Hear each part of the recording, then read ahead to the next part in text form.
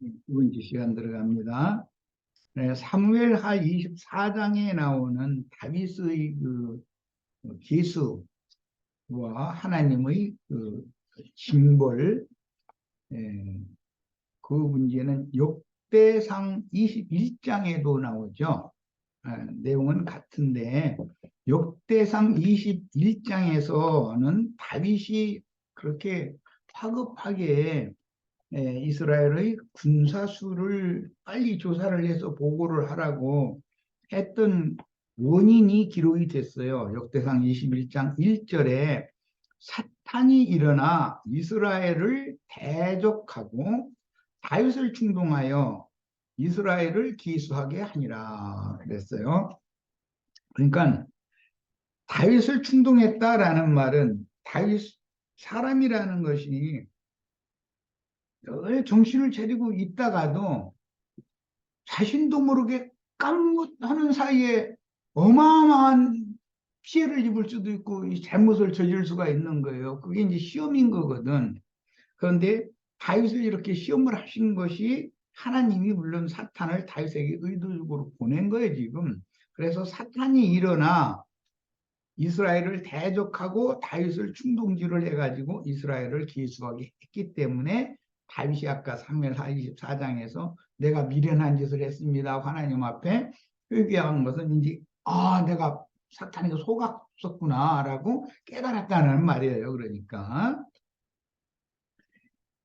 다윗은 전쟁의 승패는 야훼의 임재에 달린 것이지 군사수가 많고 적음의 문제가 아님을 깜빡하고 우리 인생사에서도 뭔가 정신을 딴 데 팔고 있으면은 깜빡하는 사이에 어마어마한 실수를 저질 수가 있어요. 갑자기 싸움에 나갈 만한 군사의 수를 화급하게 조사하라고 요압에게 명했습니다.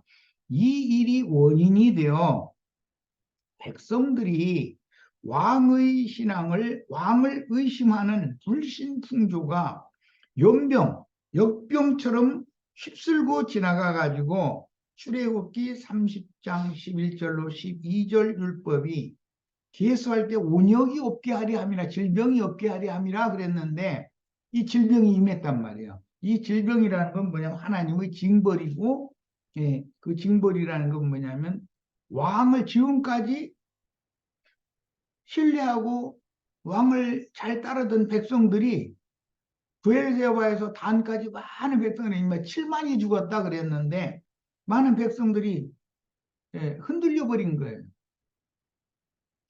자, 11절 다윗이 이제 이건 사무엘하예요. 24장 11절이에요. 다윗이 아침에 일어날 때라고 그랬는데 이게 뭐냐?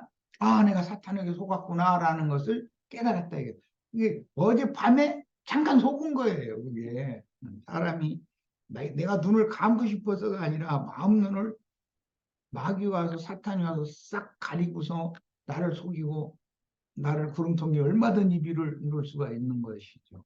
다윗은 이스라엘 전체를 대표하는 이스라엘의 하나님을 대리하는 대리자잖아요. 이스라엘 왕이잖아요. 다윗이 아침에 일어날 때 그러면 이제 새날이 왔다는 뜻이요. 이런 성경의 표현은 야복나루에서 야곱이 밤새도록 천사와 씨름을 했어요. 그리고 천사가 날이 셀 무렵에 나 이제 가야 된다. 그러니까 막 붙들고 늘어졌다는 거야. 나를 축복하고 가셔야지. 그냥 가시면 되느냐고. 그런데 그 축복을 야곱의 환도뼈를 쳐가지고 저는 자가 되게 만들어 놓은 것이 축복받은 거였어요. 이게 세상 교계가 축복하는 말이 지금 성경이 축복이라는 말과는 전혀 다른 개념으로 지금 육적인 해석을 하고 있다는 걸 알 수가 있죠. 자, 아침에 일어났다. 그러니까 밤새도록 씨름을 하고 날이 셀 무렵에 야곱이 저는 자가 되어져서 지팡이 의지에서 야복나루를 건널 때 해가 돋았더라 이렇게 기록이 됐어요. 창세기 32장에 보면 지금 그 창세기 말씀이 다윗의 인생사에 그대로 적용이 됐다 이게 어젯밤에는 사탄에게 휘둘리는 때였고, 아침에 일어날 때라는 것은 정신이 맑은 신이 임한 거예요. 이제 빛이 온 거죠. 자, 그 말이에요. 여호와의 말씀이 다윗의 선견자 된 선지자 가세에게 임하여 이르시되, 가서 다윗에게 말하기를 여호와께서 이와 같이 말씀하시기를 내가 네게 세 가지를 보이노니 너를 위하여 너는 그 중에서 하나를 택하라. 이건 너를이라는 다윗 하는 말이에요. 세 가지의 징벌을 하나님이 세 가지 중에 하나만 할 거니까 네가 달라는 걸로 내가 줄 거다. 이제 그 얘기예요. 말하자면 내가 그것을 네게 행하리라 하였다 하라 하시니 그랬어요. 자, 다윗이 잠시 야훼를 불신한 잘못을 깨닫고 속죄함으로 새날의 빛이 임한 때 그게 아침이라는 개념이에요. 이런 뜻인데 야훼 하나님은 다윗의 불신을 그대로 넘기지 않고 만약에 세상 사람이나 세상 교회 목회자나 양심이 화인 맞은 사람들이나 이런 사람들은 뭔가를 어마어마한 잘못을 했어도 그것을 숨기고 이렇게 그 위기를 넘길 수 있어요. 그런데 하나님의 사람에게는 절대 그냥 넘어가 주시지 않는다는 거예요. 그걸 따질 건 따지고 해결할 건 해결하고 그러고 넘어가는 거예요. 근데 우리는 내가 깨어 있어야 되겠다, 정신 차려야 되겠다 해서가 아니라 하나님이 나로 하여금 정신을 차릴 수밖에 없게 만들어 주셔야 되는 거예요. 이마저도. 자, 그걸 생각하셔야 돼. 다윗의 그 불신을 그대로 넘기지 않고 왕권을 의심한 백성을 단에서부터 부엘세바까지, 이것은 이스라엘을 저 북쪽은 단, 저 남쪽은 부엘세바 이렇게 해서 전 이스라엘 전국에서 7만 명이 죽임을 당했다 그랬는데 다윗 왕을 마음에서 떠나가 버렸다. 그러면 그게 영적으로 죽는 거예요. 그게. 예수님이 세상에 오셔서 전도를 하실 때 많은 사람이 발에 밟힐 만큼 따라다녔어요. 그런데 광야에서 떡으로도 먹고 배부를 까닭에 발에 밟힐 만큼 많은 사람이 따라왔는데 내가 너희에게 주는 떡은 그건 영생한 떡이 아니고 내 입으로 나오는 말이 영생하는 하늘의 참떡이고, 그래서 내 살을 너희는 먹어야 영생하고 내 피를 마셔야 영생한다. 그러니까 다 떠나가 버렸다는 거예요. 그런 것과 같은 거예요. 지금 다윗 왕이 온 백성이 신뢰했는데 다윗 왕의 나이도 지금 먹고 이제 말년이 됐잖아요. 죽음을 앞둔 때인데 이게 정신이 오락가락 하는 거죠. 말하자면. 그러니까 다윗 왕을 그 신임하던 백성들이 다윗 왕에게서 마음이 떠버렸다 그런 말이에요. 그것이 영적으로는 죽는 것이거든. 자,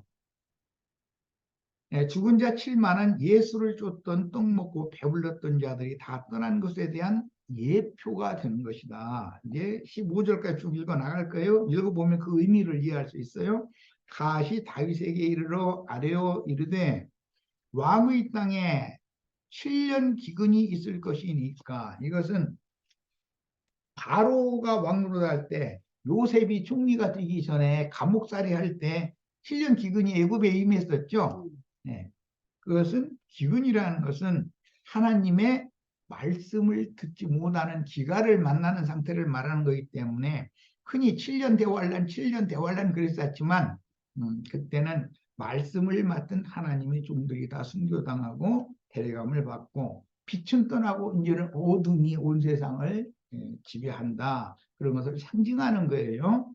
이게 왕의 땅에 7년 기근이 있을 것이니까, 혹은 이번 두 번째 왕의 원수에게 쫓겨 석 달 동안 그들 앞에서 도망하실 것이니까, 이것은 사울 왕에게, 자기 장인이죠, 왕에게 쫓겨가지고 엔게디 광야라든지 동굴 속이라든지 이런 데 가서 숨어서 발발발 떨고 지낸 적이 있잖아요. 발각되면 죽으니까 다윗이 그 동굴 속에 들어가서 무슨 광야의 발 밑에 숨어서 기도하고 그럴 때 얼마나 조마조마했겠어요. 그것을 다 경험을 한 사람이잖아요, 다윗은 지금. 혹은 왕의 땅에 사흘 동안 전염병이 있을 것이니까, 근데 왕의 땅이라는 이스라엘 단에서부터 브엘세바까지 이스라엘 온 땅에 이제 역병이 도는 거. 이 세 가지 중에 하나를 어떤 걸로 징벌을 받으랍니까? 라고 하나님이 예, 갓 선지자를 통해서 전가를 보내신 거예요. 왕은 생각해보고 나를 보내신 이에게 무엇을 대답하게 하소서 하느니라. 다윗이 갓에게 이르되 사울이나 다른 포악한 왕 같은 이 처죽이려면 어디 와서 어서는 죽여버렸겠죠. 그런데 그럴 사람이면 그 사람을 다윗의 위에 세우지도 않죠. 하나님은 그 하나님이 종선지자를 보내면 다윗은 왕이지만 자기 권위를 내려놓고 하나님 말씀을 가지고 온 사람이니까 공경하고 어, 받들 사람이라고 여기니까 다윗을 그 위에 세워놨던 것이죠. 이런 것도 생각해 봐야 돼요.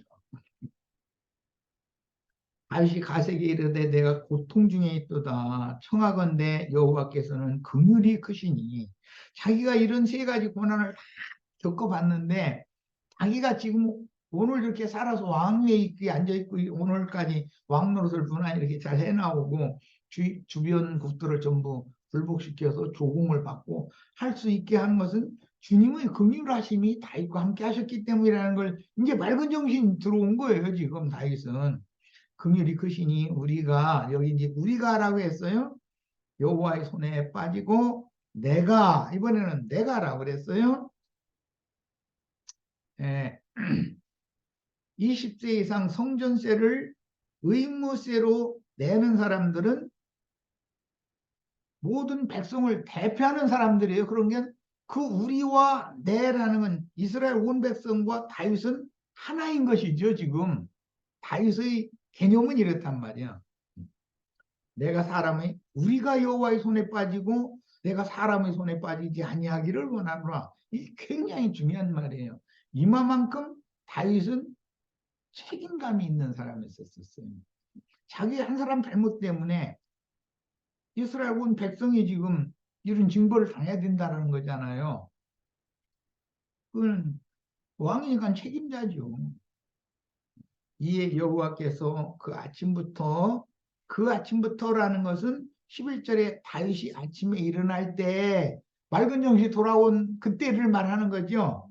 그때부터 정하신 때까지 사흘 동안 전염병이 돌아가니까 정하신 때까지라는 것은 사흘간이죠.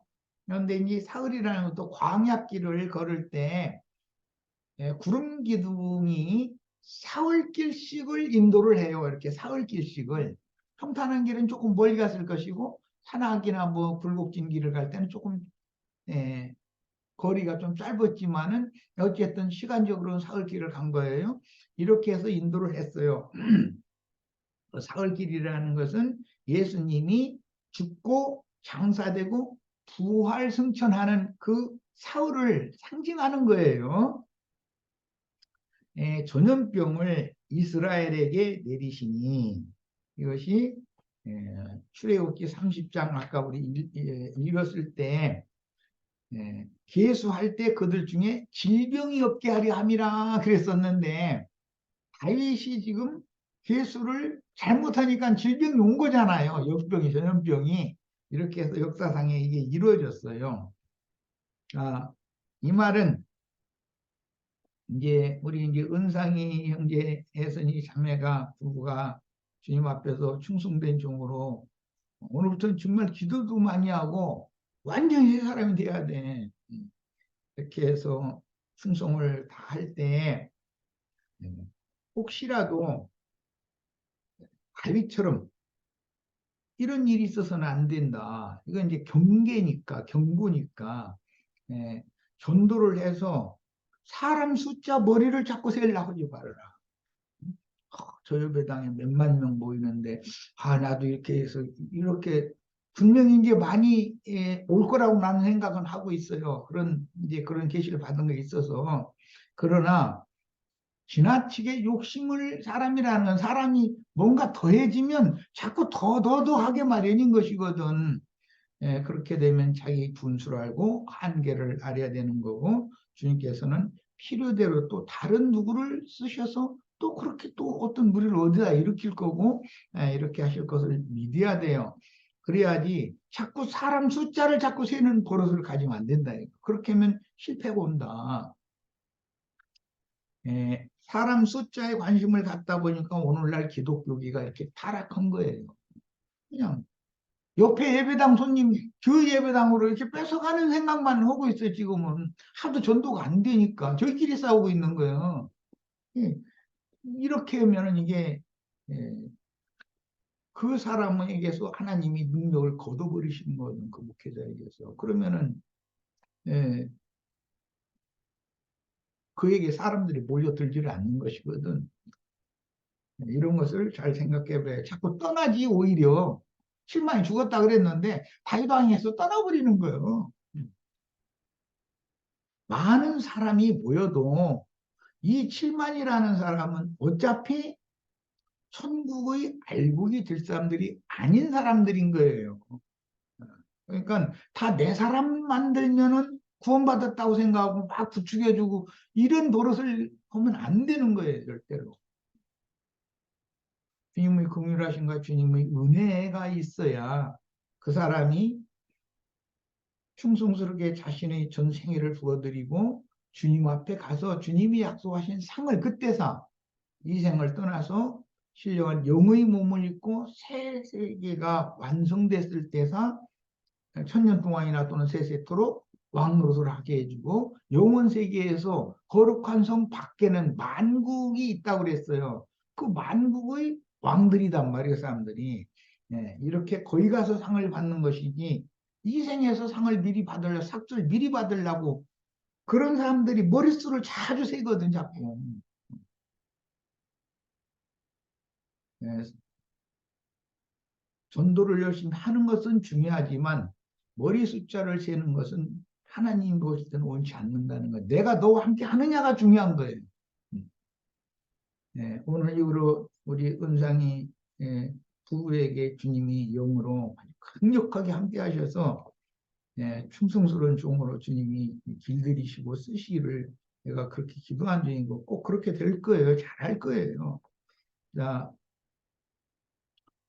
15절 이에 여호와께서 그 아침부터라는 것은 다윗이 아침에 일어나서 내가 미련하게 행했습니다. 내가 잘못했습니다. 할 때 그때 빛이 온 거잖아요. 해가 돋는 거잖아요. 지금 아침부터 정하신 때까지 건 사흘간 역병을 전염병을 이스라엘에게 내리시니 단에서부터 부엘세바까지 백성의 죽은 자가 7만이라 그랬어요. 아니 왜 뭐 7만 뭐 53명이다 뭐 안고서 7만이라는 숫자를 어떻게 딱 맞추겠어요. 이것은 다 성경에서 7이라는 그런 숫자를 영적인 숫자를 의미를 부여해 가지고 만이라는 수는 최고의 수를 말하는 거예요. 이게 많은 사람이 떼제비로 떠나가 버렸다라는 것이에요. 이 사람 도저히 믿을 만한 사람이 아니구만 하고 떠나간 거예요. 그러나 사실은 하나님께서는 그게 곡식을 놔두고 가라지를 이렇게 예, 쭉쟁이를 이렇게 쫓아내는 그런 방편으로 지금 사실을 하는 거예요. 그러니까 사람 숫자에 너무 연연하면은 목회를 할 수가 없다. 스트레스 받아서 못해거든요. 다윗의 말년에 다윗을 시험한 사탄에 의해 싸움에 나갈 만한 백성의 수를 화급히 계수하게 하므로 요압의 거역성이 드러나고 백성들도 다윗에 대한 신뢰를 잃고 7만이나 실족하여 영적 사망을 당했으나 예루살렘 거민은 보호를 해주신 얘기가 이제 나와요. 단에서 부엘세바까지 백성이 7만은 죽었는데 예루살렘에 거하는 사람들은 10분의 1이 거한다고 이렇게 돼 있어요.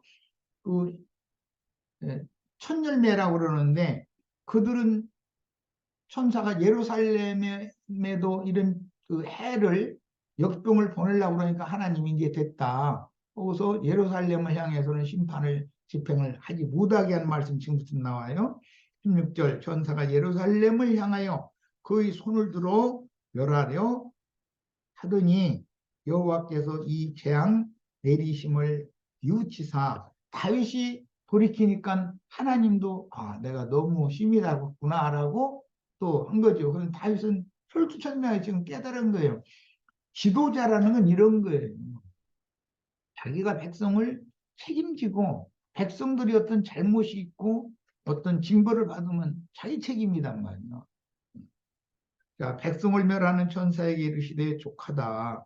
이제는 네 손을 거두라 하시니 여호와의 사자가 여부수 사람 아라우나의 타작마당 곁에 섰는지라 그랬어요. 그러니까 백성들은 단에서부터 부엘세바까지의 7만이나 되는 백성들은 온역 질병이 돌아가지고 전염병으로 죽었어요. 그런데 예, 그 말은 이제 아, 다이당이 이런 사람이래 그 사람이 그 알고 봤더니 그저 너무 허술하도 많은 소문이 그냥 막 꺼져 나가서 그냥 막 떼집으로 다 이제 다이당에서 밤이 떠났다 이 말이죠. 그런데 그게 자신들이 죽는 건데 그게 그 이제 모르고 그런 거예요. 예. 그러나 예루살렘을 심판하시지 않았다. 예루살렘 거민은. 그러니까 이건 굉장히 중요한 말이에요. 교회 중에는 하나님의 심판이 주님의 교회는 임하지 않게 하신다라는 그런 이제 위로를 받을 수 있는데 이런 느슨해질까 무서니까 우리는 어쨌든 경각심을 가져야 되겠어요. 여호와의 사자가 여부스 사람 아라우나의 타작마당 곁에 섰다 그랬어요. 그 심판하는 사자가 그것은 여부스 사람 아라우나의 타작마당을 다윗이 사가지고 거기다가 제단을 쌓고 제사를 함으로 이제는 이스라엘의 모든 하나님으로부터 내려온 왕의 잘못 때문에 이스라엘에 내려진 징벌이 완전하게 용서를 받는 제사를 하게 하려는 거예요. 제단터를 지금 잡는 얘기를 하는 거예요. 자, 다윗이 야훼 하나님의 구원의를 잠시 잊고 불신 행동을 했을 때 7만이나 되는 백성이 자신을 다윗 왕을 불신하고 믿음에서 떠나 침륜에 빠지는 죽임을 당한 후에 온 이스라엘의 불신을 계속하기 위한 번제단을 쌓을 터를 하나님이 친히 잡아주셨어요. 그것이 오르난이라고도 하고 아라우나라고 하는 사람의 여부스 족속 타작마당이었다는 거예요. 교회는 타작마당으로 이제 상징이 돼요. 야, 아라우나 오르난의 타작마당인 그 터는 아브라함이 믿음으로 이삭을 드렸다가 다시 얻은 모리아산의 제단터였었어요. 그러니까 아라우나의 타작마당은 지금 현재의 역사에서는 아라우나의 타작마당이지만 다윗의 말년에 아브라함 때는 이삭을 제단에다가 번제로 드리라고 그러니까 집에서 사흘길을 가가지고 이삭을 결박해서 나무단에 올려놓고 불을 붙이려고 하니까 하나님께서 아브라함의 믿음을 보시고 어, 이삭 대신에 대속물로 번제 양을 순양을 그 숯불에 뿔이 걸려가지고 이렇게 아브라함의 뒤에 매여 있게 만들었다고 그래가지고 그 뿔에 걸린 순양을 잡아서 대신 제사하고 이삭은 죽음에서 이제 살아났죠. 이것은 예수가 육체로는 죽었지만 영으로는 다시 살 것에 대한 상징이에요. 자, 그런 제사를 다윗이 지금 하게 되는 터를 하나님이 친히 잡아줬는데 그 터가 다윗 때에는 오르난 또는 아라우나라고 하는 사람의 타작마당에 있었어요. 아브라함 때는 거기가 모리아산이었었어요. 모리아라는 말은 계시라는 뜻이 하나님의 계시. 자, 이곳은 진영 밖의 이스라엘인지 제사법에서는 정결한 곳으로서 그래서 예수님 십자가를 지고 영문 밖으로 진영 밖으로 나가서 죽잖아요. 골고다 언덕이 올라가서 모든 율법이 이루어지는 거예요. 진영 밖의 정결한 곳으로서 번제단의 재를 내다가 버리는 장소였어요. 레위기 4장 12절 빨리 찾아 읽어보겠습니다. 오늘은 요거까지만 할 거예요. 요 요 말씀까지만 해야 되겠네. 레위기 4장 12절. 많은 구절이 나오는데 진영 밖의 정결한 곳에다가 번제단의 재를 갖다가 버리도록 해서 그 잿마당이라고 그러죠. 옛날에 시골에서 그 풀이나 뭐 지푸라기 이런 거 뗄 때는 잿마당이라는 게 있었죠. 레위기 4장 12절. 만일 그것의 머리와 정강이와 내장과 똥 곧 그 송아지의 전체를 진영 바깥 재버리는 곳인 정결한 곳으로 가져다가 불로 나무 위에 사르되 곧 재버리는 곳에서 불사를 지니라 이랬어요. 진영 밖에는 재버리는 곳이 있어요. 번제단에서 나온 재는 진영 밖의 재버리는 곳에 갖다 버리는 거예요. 그것은 나중에 신약에서는 예수님이 십자가에서 못 박혀 죽으신 골고다 동산이었었어요. 그런데 아브라함 때는 이삭을 번제물로 드리기 위하여 모리아산 제단터에다가 갖다 이삭을 결박해 가지고 나무에 이렇게 올려놨었죠. 거기에요. 거기가 이렇게 성경에 계속해서 암시가 된다는 거예요. 민수기 19장 지금 속죄제의 송아지를 불사르는 장소를 얘기했고 그것은 번제단의 재를 갖다 버리는 곳이었었어요. 민수기 19장 2절부터 몇 절 읽겠습니다. 붉은 소야 되는데 반드시 잿물을 만들어서 온 백성들의 찌든 때를 벗겨주는 잿물을 만들기 위해서는 이 잿마당에 모아둔 그 재에다가 흐르는 물을 떠다가 섞어서 그 잿물을 사람들에게 뿌리고 옷을 빨게 해줬었어요. 제사장이 하는 일이에요. 이게 이제 우리 애선이 부부, 은상이 부부가 할 일이에요. 이게 이제 그러려면 본인들이 예수와 함께 죽고 함께 장사되어진 그런 체험이 있어야 돼. 그게 나무나 풀이나 재물은 타지만 남는 것은 재가 남잖아요. 그런 것 보고 바울 사도가 내가 예수 죽인 것을 내 몸에 짊어지고 다니고 있는 중이고 나는 예수의 흔적을 내 몸에 지고 있다, 가지고 있다 이렇게 표현했어요. 그 흔적이라는 말이 재라는 말이에요. 재. 사람은 풀이나 나무나 이런 걸 태워질 것은 다 태워져 버리고 육성은 태워져 버리고 이 땅에 남은 건 그 생명의 체험인 재가 남는 것이죠.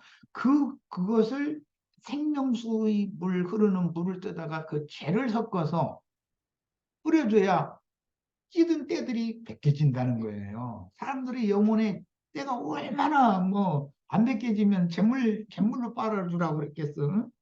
아, 19장 2절부터 봅니다. 여호와께서 명령하시는 법의 윤리를 이제 이르노니 이스라엘 자손에게 일러서 온전하여 흠이 없고 아직 멍에 매지 아니한 붉은 송아지. 아직 멍에 매지 아니한이라는 것은 사역자로 아직 쓰임받지 않았다는 뜻이니까 마귀의 종으로 사탄의 종으로 세상 교계 목회자 노릇을 해본 적이 없는 사람이어야 되는 거예요. 네. 멍에 맨 적이 없는 사람이어야 돼. 멍에 매지 아니었는데 소라는 건 이제 종을 말하는 건데 붉은 송아지야 돼. 이것은 붉다는 것은 여전히 죄인이라고 나 같은 죄인이 없다라고 하는 그런 사람이어야 된다 이거예요. 그런데 그런 사람이나 하나님이 종으로 쓴다 지금 이 말이야. 네, 붉은 송아지를 네 개로 끌어오게 하고 너는 그것을 제사장 엘르아살에게 줄 것이요 그는 그것을 진영 밖으로 끌어내어서 어디에요? 재버리는 곳이겠죠.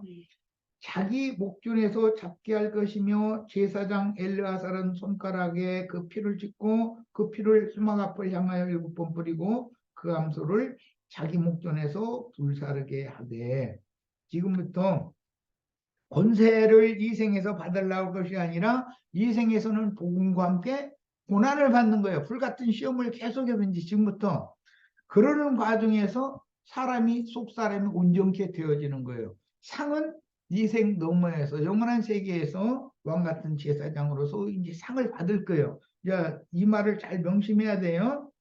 예, 내가 목회해서 사람 숫자를 왜 세요? 이 땅에서 지금 영광 받기를 원하는 마음 때문에 그런 거죠. 예, 이 땅에서 삭을 주는 것이 아니에요. 하나님 약속은. 그런데 사탄은 이 땅에서 삭을 미리 받아라. 자꾸 그렇게 얘기하는 거지. 예.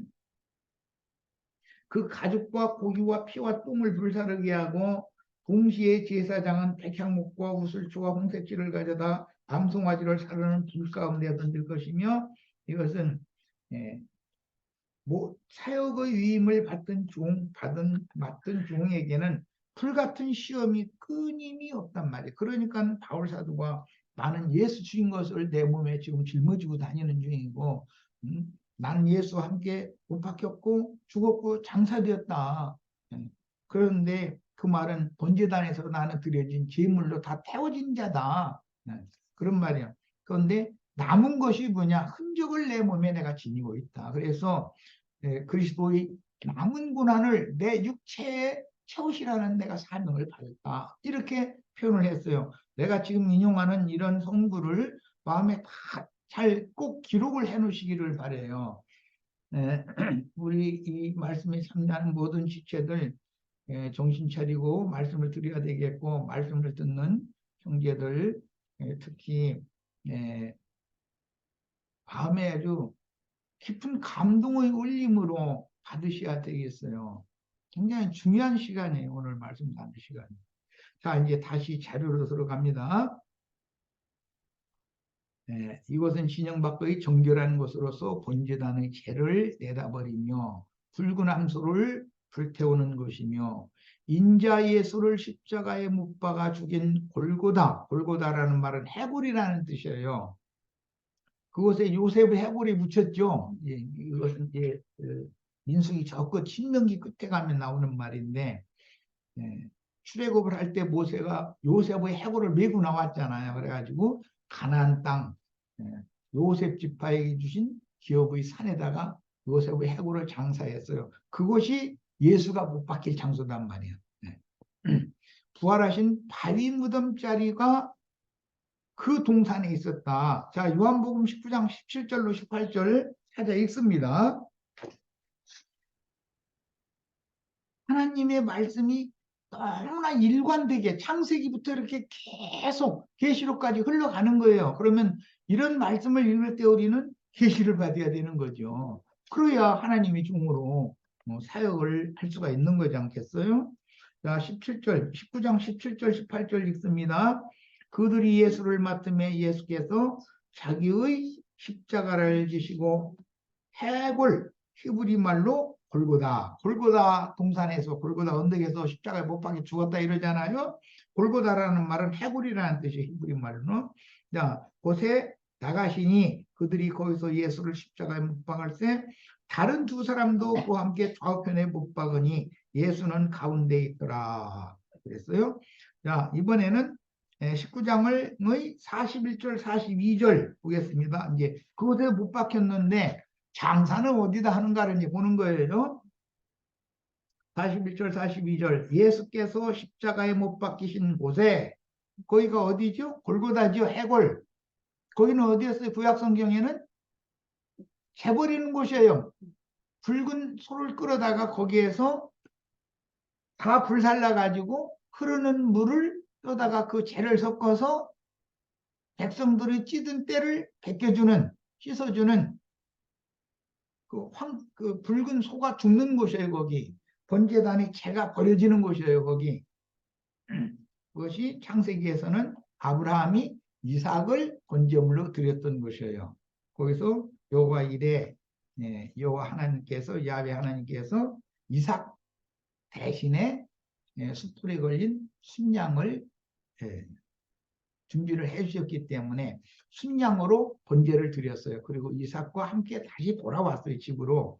이것은 육체로는 죽임당하셨지만 영으로는 살리심을 받은 주님께서 주님의 집인 교회에 임하셨다는 걸 상징하는 거예요. 자, 이건 계시가 필요해. 이제 이 모리아산 제단터라는 건 아라우나의 타작마당에 대해서 지금 설명하느라고 그래요. 아라우나의 타작마당이 수일 이스라엘 하나님의 성전이 세워지는 성전터가 되는 거예요. 여기가 아라우나의 타작마당이 이 연결을 지금 이해시키려고 이 성경을 찾는 거예요. 예수께서 십자가에 못 박히신 곳에 동산이 있고 동산 안에 아직 사람을 장사한 일이 없는 새 무덤이 있는지라 이날은 유대인의 준비일이요 또 무덤이 가까운 거로 그 동산 십자가에서 못 박힌 바로 그 동산 같은 동산 내에 바위에 판 무덤이 있었다는 거예요. 새 무덤이. 그게 부자의 묘실이라는 거예요. 거기에 예수 시체가 안치됐다가 죽임당하신 지 사흘 만에 부활 승천하시게 된 거예요. 자, 이 과정을 일단 이해하시고 더 나갑니다. 이제 사무엘 하 24장 17절 다윗이 백성을 치는 전사를 보고 곧 여호와께 아뢰어 이르되 나는 범죄하였고 악을 행하였거니와 이 악무리는 무엇을 행하였나이까 청하건대 주의 손으로 나와 내 아버지의 집을 치소서. 다윗은 권리를 왕이니까 맘대로도 된다는 생각이 전혀 없는 사람이죠. 책임을 지는 사람이잖아요. 이렇게 돼 있죠. 백성을 치는 천사를 보고 내가 범죄하였고 악을 행하였거니와 약물이야 무슨 무엇을 행한 것이 있습니까? 그러니까 주의 손으로 나와 내 아버지의 집을 치소서. 백성을 치시지 말고 이랬단 말이에요. 책임을 강조하는 거예요. 여기서는 권리를 강조하는 게 아니에요. 왕권이라고 해서 그냥 기독교계에는 자꾸 이걸 반대로 행하는 거예요. 무책임한 사람은 하나님이 쓰실 수 없어요. 본문에서 생명의 속죄는 전쟁에 나가서 피를 흘려야 하는 20세 이상 되면은 전쟁터에 나가야 되는 사람이니까 피 흘리는 죄를 범하지 않을 수가 없죠. 상대를 다 죽이면 피가 흘릴 거 아니에요. 그런 모든 부정을 미리 씻어야 된다. 이게 자신부터. 피를 흘려야 하는 이스라엘의 군사로 기수된 자들에게 질병을 면하기 위한 것인데 이 질병이라는 건 실족한다는 말이요. 문자대로 성경 원문대로 해석을 하자면 질병, 내계부, 재앙, 실족 이 온 땅에 돌면 죽음으로 이어지기 때문에 영적 죽음이 하나님에 의해서 끊어지는 건 죽는 거예요. 영적으로. 질병, 재앙, 실족을 면한다는 의미는 하나님의 징벌로 인한 영적 죽음을 면한다는 의미입니다. 영적 죽음을 예루살렘은 면했죠. 단에서 부엘세바까지 7만의 백성은 죽었죠. 자, 이걸 지금 잘 생각을 하셔야 돼. 질병에 관한 이야기는 단어를 이렇게 찾아서 올렸고 이미 쭉 설명했어요. 질병, 이 네게프라는 용어는 헛디디다, 실족. 그 다음에 역병에 걸리다, 온역이라고 이제 번역이 됐고, 다른 데서는 연병이라고도 번역되고, 재앙이라고도 번역이 돼요. 자, 생명의 속전은 출애굽기 13장 13절로 15절에 나타나는 대속의 원리와 같은 맥락인데, 자, 출애굽기 13장 13절, 야, 이거 큰일 나네. 이거 같이 해야 되는데. 자, 빨리빨리 해서 마치겠습니다. 출애굽기 13장을 봅니다.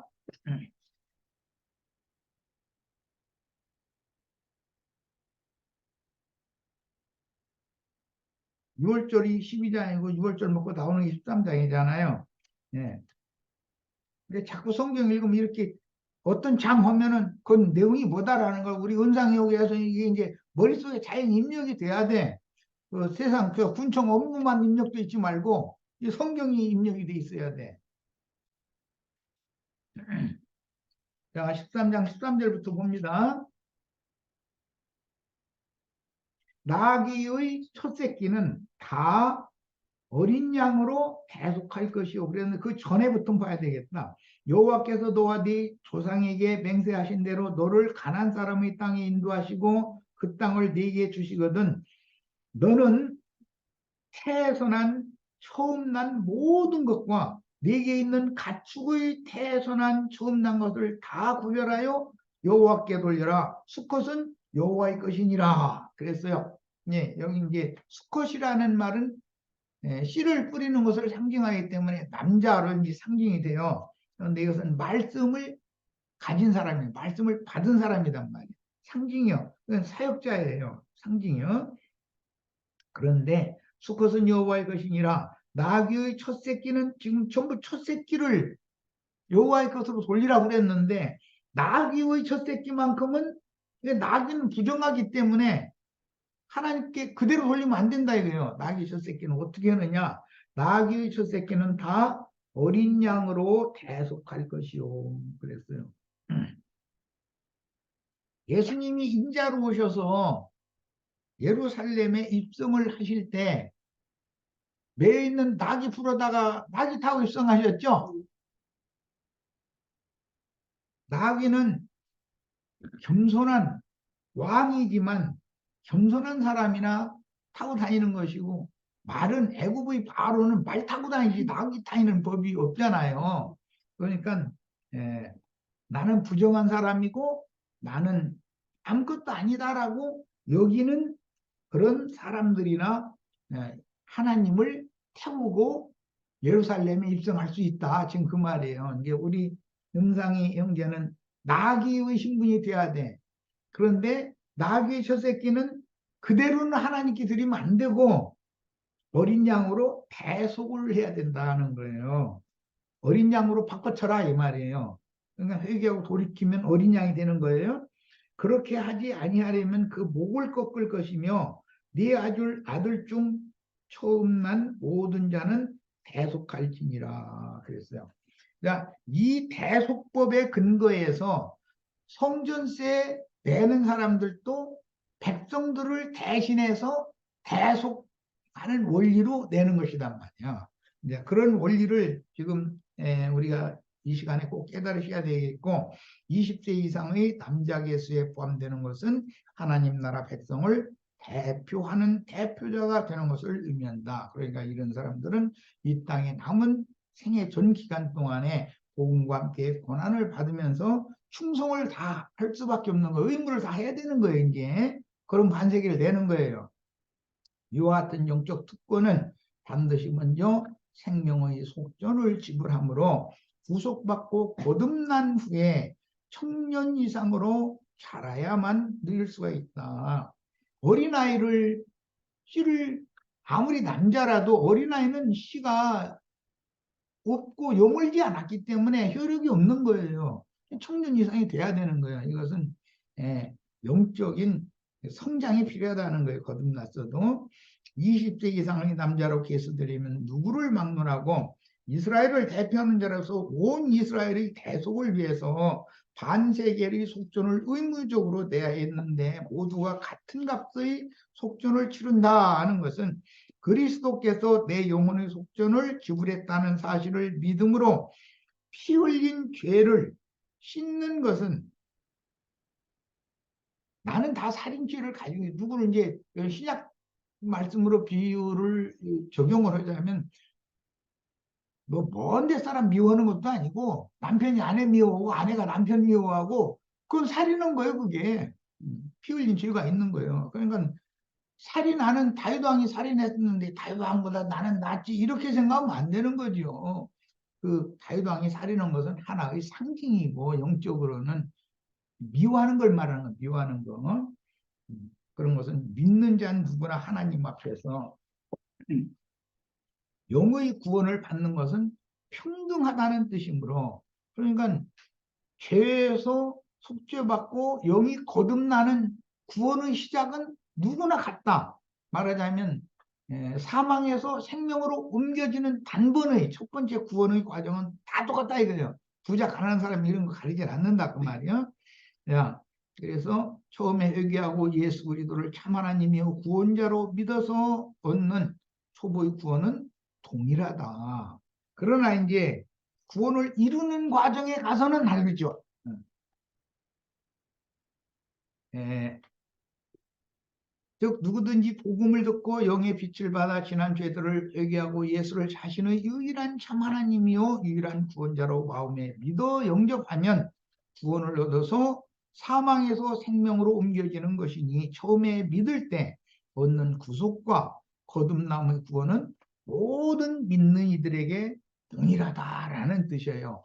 자, 오늘은 두 번째 시간 좀 시간이 지났는데 여기까지 해서 마치겠습니다. 자,